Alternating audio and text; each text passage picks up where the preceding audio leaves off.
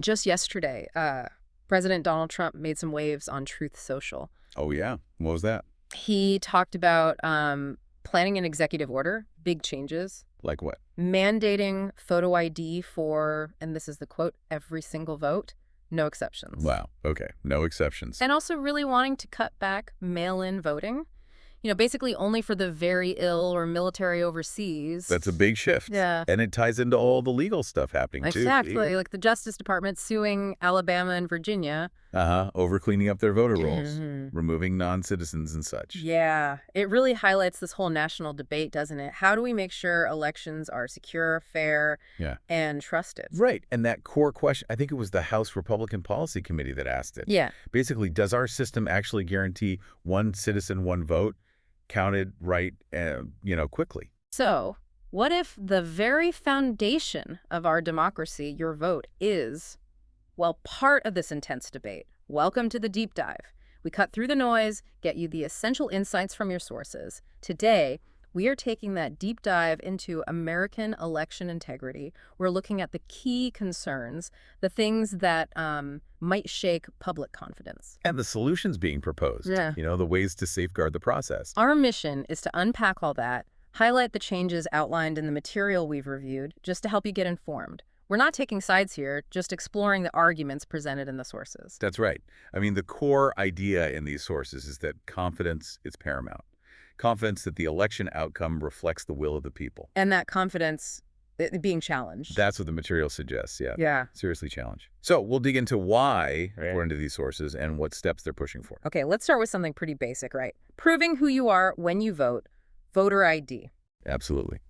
And the sources see a real issue here. A lot of states, big ones too, California, New York, Massachusetts, they don't require any ID on Election Day. None. Really? Any ID at all? Nope. And even out of the states that do ask for ID, only about 25 demand a photo ID. So from this perspective, it's hard to be sure who's voting, or if they're voting more than once. Exactly. The argument is it makes verification really difficult. It kind of relies on an honor system, which these sources find concerning. Okay, so if that's the problem highlighted, what's the proposed fix? Well, it's pretty straightforward, according to them.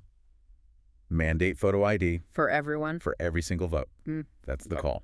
In-person, absentee, no exceptions. And is that seen as like a fringe idea? Or... No.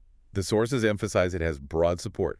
They cite polls showing 80% of Americans overall. 80%, wow. Yeah, and that includes apparently 62% of Democrats and 87% of independents. So pretty mainstream support claim there. And the ACE Act, that's the American Confidence in Elections Act, it suggests using real ID as proof of citizenship. And also, crucially, providing free photo IDs for anyone who needs one. Addressing that access concern. Right. And there's an interesting bit from a University of Georgia survey mentioned. What's that? It found, after Georgia put in strict ID laws, 96.2% of Black respondents said their voting experience was good or excellent. So that's presented as sort of counter evidence to claims about discrimination. Exactly. That's how the sources frame it, yeah. Interesting statistic. Okay, so moving beyond just the ID at the polling place, what about the voter lists themselves, making sure only eligible citizens are even on there? Yeah, that's another huge area of concern in this material. Federal law is clear. Non-citizens can't vote in federal elections, period. Right. But the sources point out you've got places like D.C., San Francisco, Montpelier, and Vermont allowing non-citizens to vote in local elections. And the worry is this creates a dangerous loophole, like it blurs the lines. Is there evidence of it causing problems? Well, the Public Interest Legal Foundation, for instance, they claim they found over 5,500 non-citizens registered in Virginia. Registered. And that nearly 1,900 of them actually cast almost 7,500 ballots between the 2016 and 2018 elections. Wow. So the argument is that directly impacts legal votes. That's the contention, yes. Yeah. Dilutes the votes of actual citizens. And beyond just non-citizens, the accuracy of the rolls in general, major issues flagged there too, right? Oh, absolutely.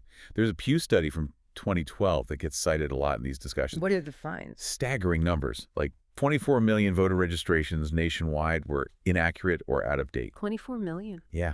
And that included 1.8 million deceased people still on the rolls. Still registered to vote. Apparently. And almost 3 million people registered in more than one state. Okay, so you can see how that creates openings.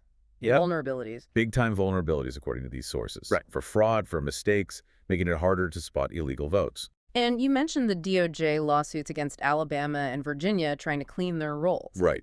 The issue there is this interpretation of the NVRA, the National Voter Registration Act. Mm-hmm. The DOJ argues states can't remove non-citizens within 90 days of an election. But some legal experts cited say that's deeply flawed. Why flawed? They argue the 90-day rule was only meant for removing people based on changing residence, not for people who are never eligible, like non-citizens. Okay, so given all those problems, non-citizens, inaccuracies, dead people, duplicates, what's the plan B? How do the sources say we fix the lists? Well, it's a few things. First, strictly prohibit non-citizens from registering or voting in federal elections. Right. Make it a felony. Full stop. Okay. Second, require actual documentary proof of U.S. citizenship to register. Like what kind of proof? Things like a U.S. passport or maybe those real ID-compliant licenses, something solid. Got it. Then, give states access to federal databases, Social Security, Homeland Security, so they can actually verify citizenship and immigration status. Cross-referencing data. Exactly. And finally, systematic, regular list maintenance, like every year. Clean out the deceased, people who've moved, non-citizens, felons if applicable. Keep the lists current.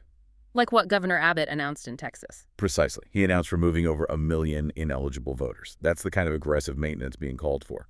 Okay, let's shift gears to mail-in voting. A lot more of that happened recently, especially, during the pandemic. What are the concerns raised in our sources about that?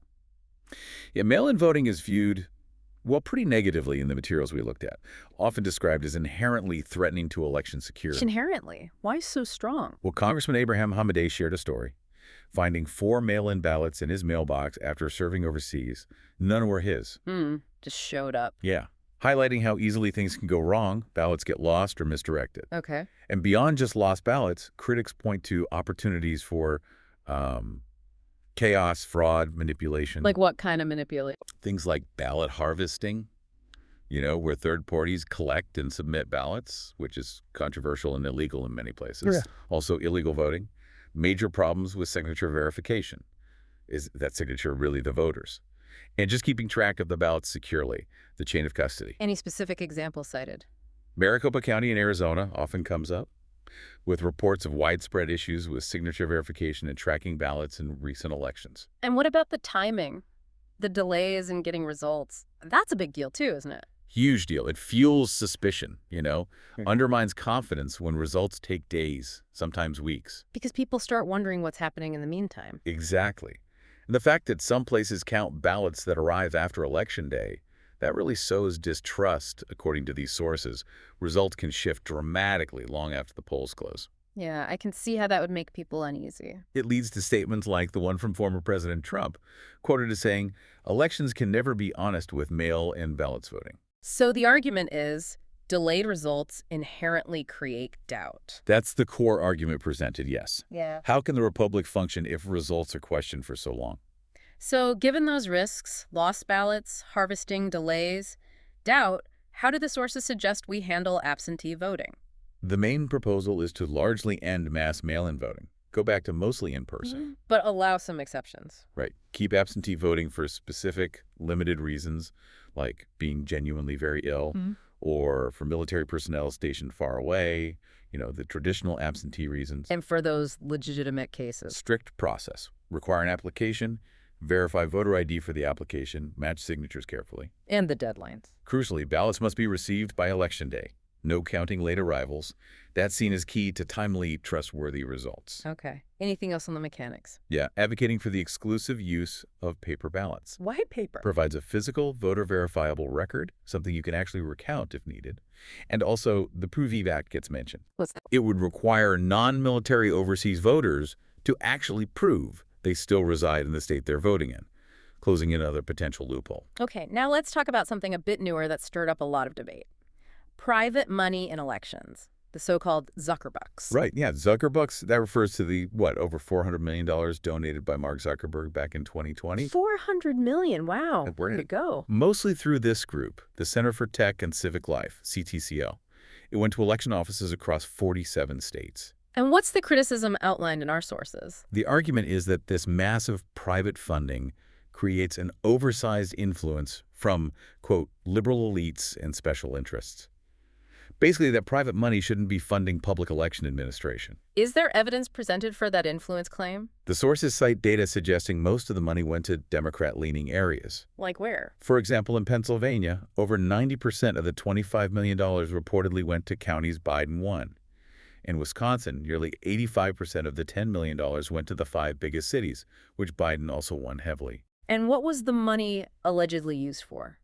Things critics describe as partisan activities, like deciding where to put ballot drop boxes, funding voter registration drives, essentially activities they argue favored one side. So the solution proposed here is pretty blunt. Very blunt, yeah. Just ban it. Ban all private funding. Prohibit private funding of any election officials, offices, or agencies, period.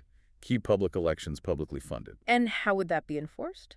Well, the ACE Act includes something called the End Zuckerbucks Act. Okay. And that would basically remove the federal tax exemptions for groups that provide this kind of private funding for election administration.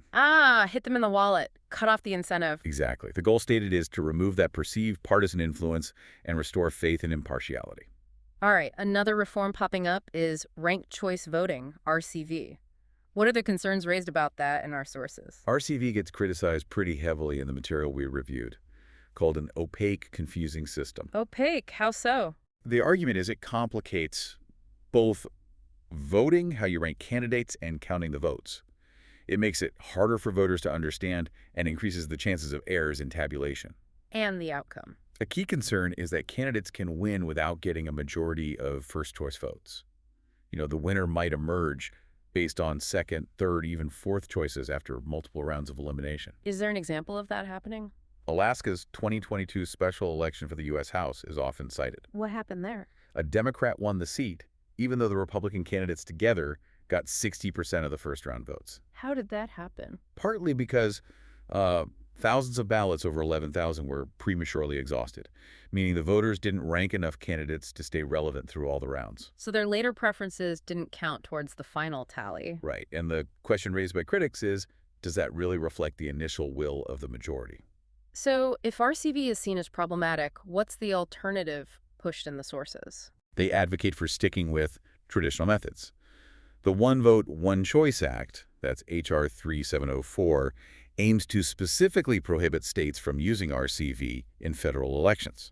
And instead of RCV for situations without a majority winner, just use traditional runoff elections.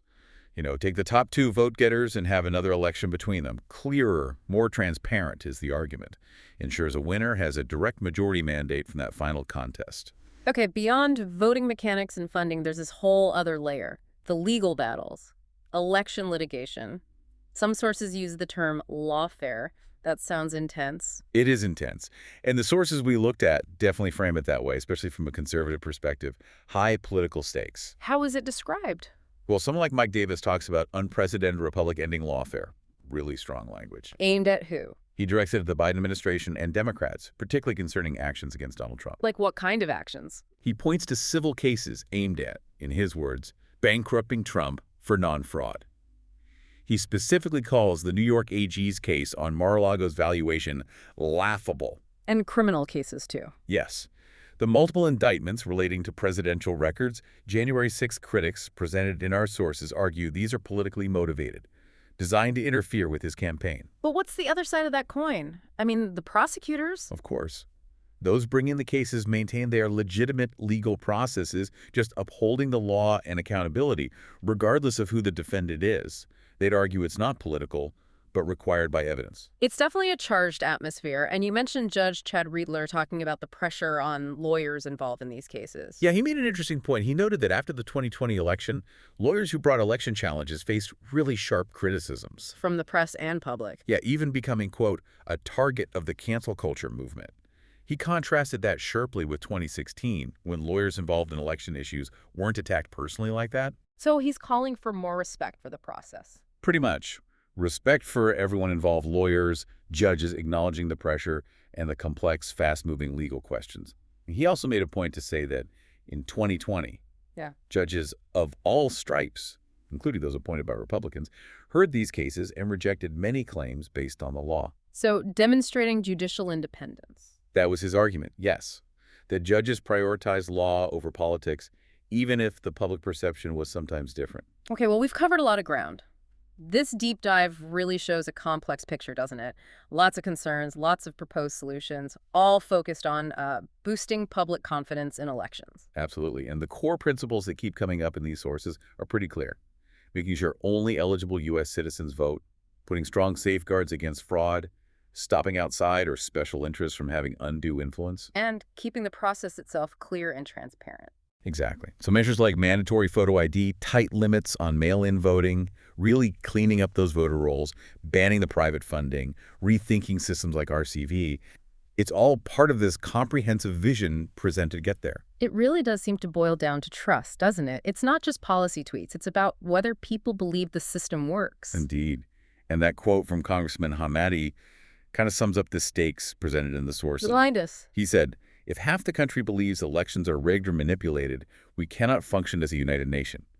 He even brought in geopolitics. How so? Saying adversaries like China, Russia, Iran want Americans to lose faith in their system, and that mail-in ballots, by creating doubt, play right into their hands. That is a powerful thought to leave us with. It really underlines the view presented in our sources, that election integrity isn't just another political issue. It's fundamental to the country's survival. We hope this deep dive has given you a clearer picture of the arguments and helps you continue to think critically about this really vital topic.